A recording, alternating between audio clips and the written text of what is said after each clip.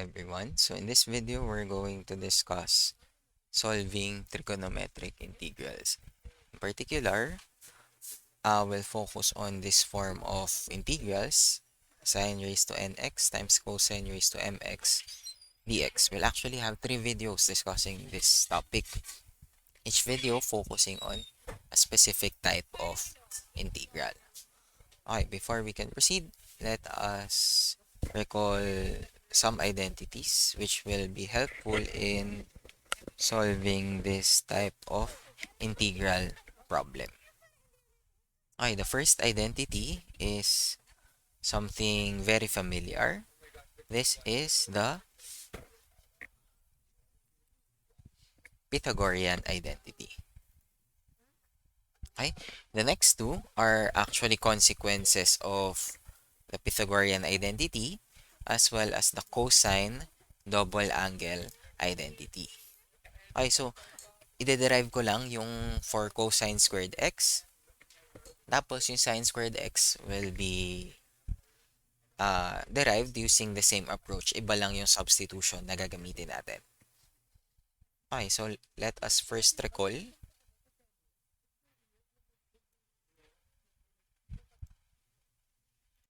Let us first recall the value of cosine 2x. I recall that cosine 2x, this is equal to cosine squared x minus sine squared x. And then from here, we're actually going to substitute one of the equivalent forms of the Pythagorean identity. From the Pythagorean identity, we can solve for sine squared x. So sine squared x is 1 minus cosine squared x.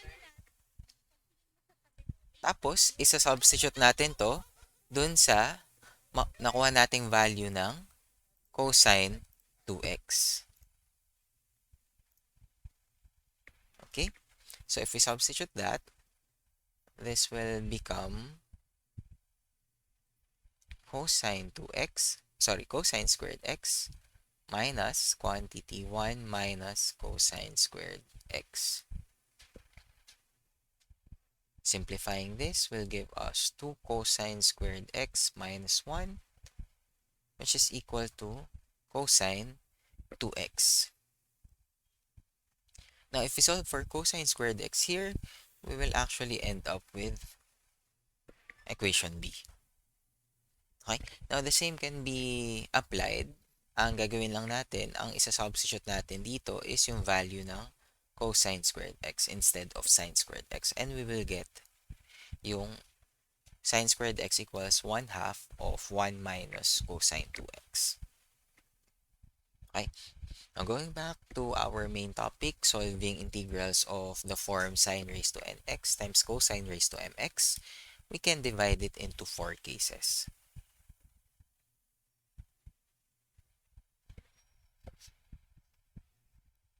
Okay, the first case is if we have mn even, or the powers of sine and cosine are even, we use B or C, whichever is applicable. The second case is if we have an odd power of cosine. So what we do is we rewrite cosine raised to mx as a product of cosine x and cosine raised to m minus 1x. Use cosine squared x equals 1 minus sine squared x. So this one is the Pythagorean identity. And then make substitution u equal to sine x. Now, sa case 2, ang ginagawa natin technically is yung integral, sinusulat natin as purely powers of sine.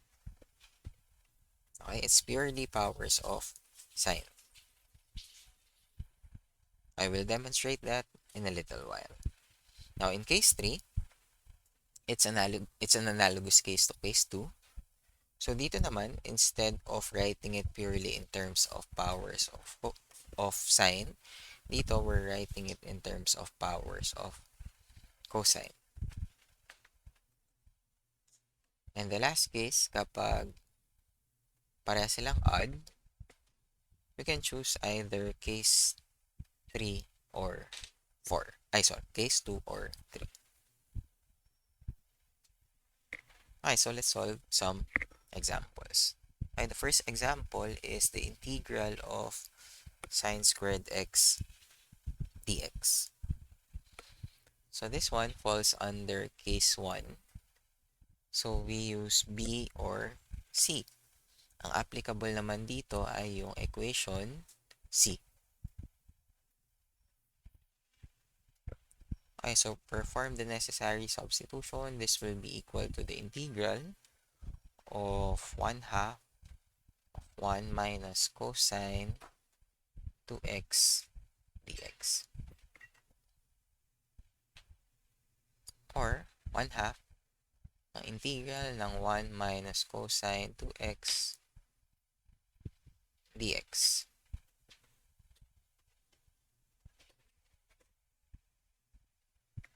From here, we can easily solve this integral. We may just need to perform substitution here, pero madali pa rin naman siya. Okay? So, paghiwalay natin, integral ng 1/2 dx minus integral ng 1/2 cosine 2x dx. Solving this will give us 1/2 x minus 1/4 sine 2x plus c. Again, in solving this integral, we may need to perform integration by substitution.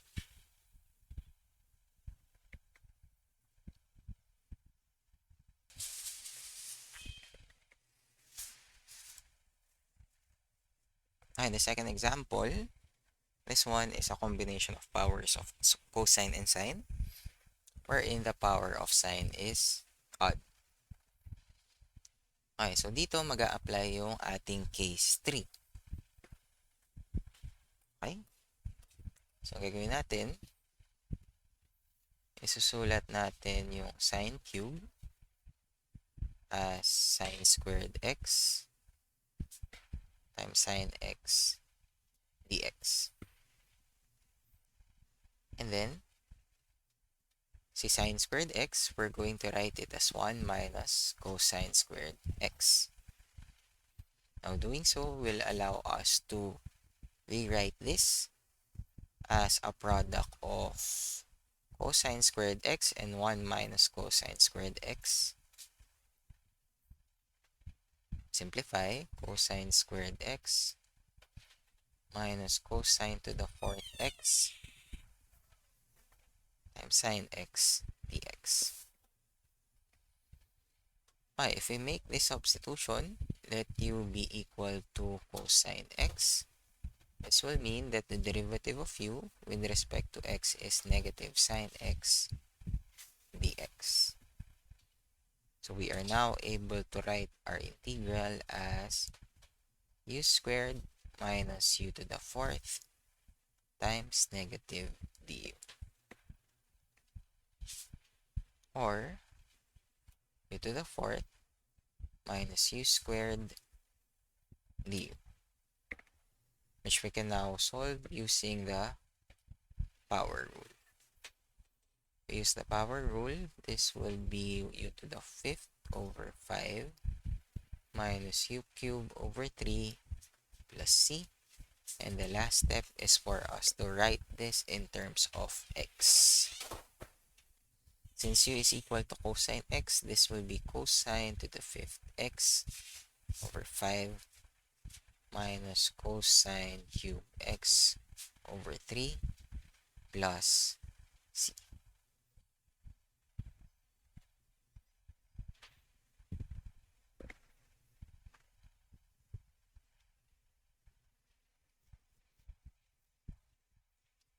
Okay, the next example, kung mapapansin nyo, pinagbaliktad ko lang yung powers ng cosine and sine. So, this will be case 2. Ang gagawin lang natin, yung cosine cube x, we're going to write it as cosine x times cosine squared x. Then we have times sine squared x.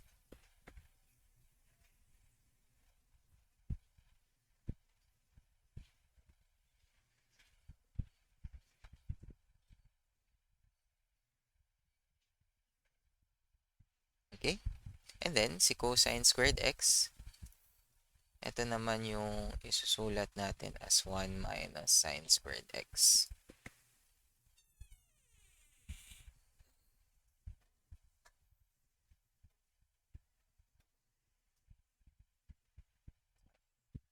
So, just rewrite it.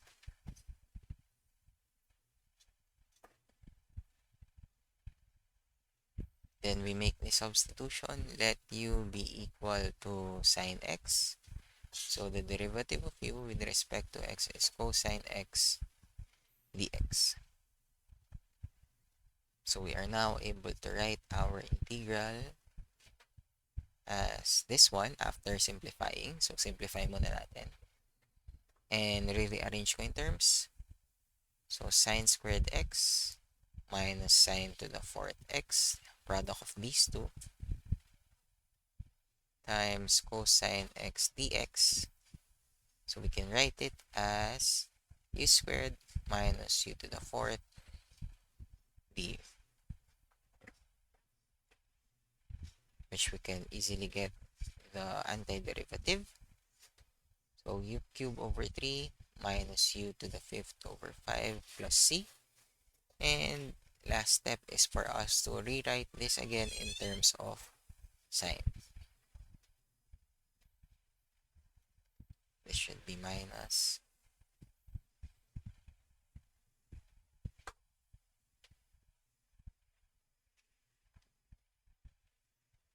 And this is our answer.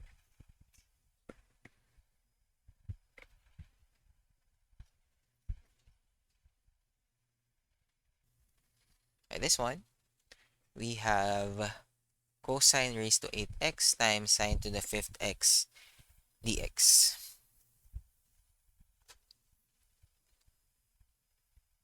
Okay, the power of sine is odd, so we rewrite it as sine to the fourth x times sine x dx.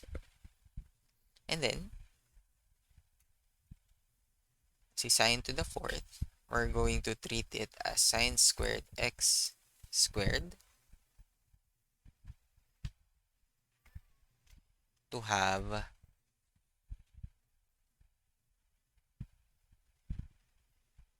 one minus cosine squared x squared times sine x dx.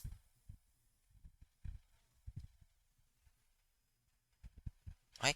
Now, from here, pwede naman nating isimplify pa to, pero we can already perform the necessary substitution. In here, we let u be equal to cosine x. So, again, this would mean that du is negative sine x dx. So, bakit natin ginawa to? Ba't hindi man natin simplify? Para mas madali. Kasi this will result to u to the 8 times 1 minus u squared squared times negative du. Ay, mas madali in terms of expanding the binomial. Okay? So, simplify this further. We can get the negative of the integral ng u to the 8th times 1 minus 2u squared plus u to the 4th du. Or, negative of the integral ng u to the 8th minus 2u to the 10th plus u to the 12th du.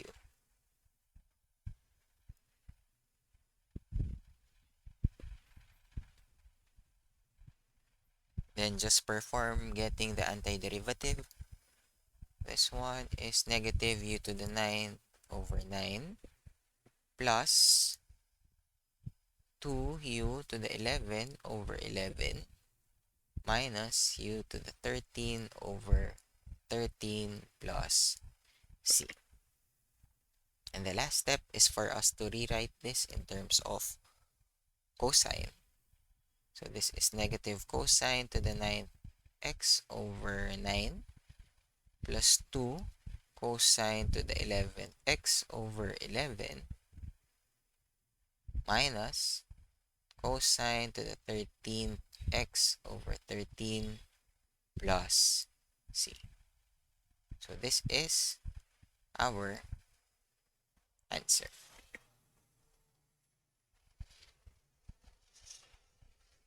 As you can see here, medyo may additional step lang tayo, no? We just had to take the square of 1 minus cosine squared x.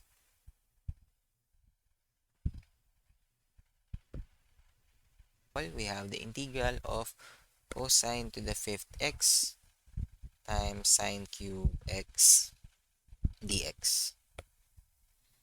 Ay, kung papansinin natin, both powers of m and n are odd. So, it would follow na we can either apply case 2 or case 3. So, let's solve it using both. Okay, so if we use case 2, wherein the power of cosine yung i-consider natin. So, this is cosine to the 4th x times sine cube x times cosine x dx. Then we rewrite this as 1 minus sine squared x squared times sine cube x times cosine x dx. So we let u be equal to sine x. So du is cosine x dx.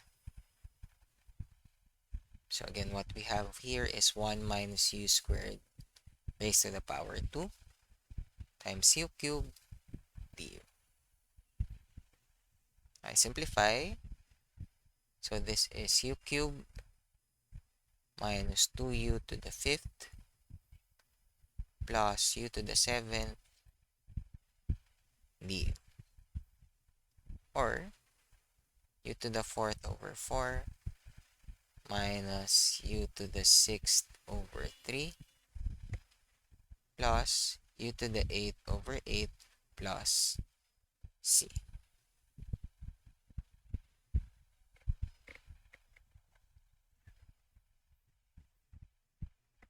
Then rewrite in terms of sine. So sine to the 4th x over 4 minus sine to the 6th x over 6 plus sine to the 8th x over 8 plus c.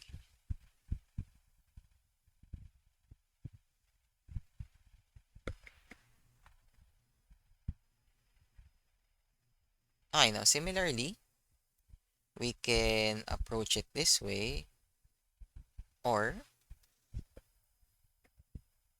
the integral of cosine to the 5th x times sine squared x times sine x dx. By doing this will give us cosine to the 5th x times 1 minus cosine squared x times sine x dx. So let u be equal to cosine x. This would mean that du is negative sine x dx. Okay, so we have integral ng u to the 5th times 1 minus u squared times negative du. Simplify. U to the 7th minus u to the 5th du. And get the antiderivative. U to the 8th over 8 minus u to the 6 over 6 plus c. And last is to rewrite this in terms of cosine. So cosine to the 8x over 8 minus cosine to the 6x over 6 plus c.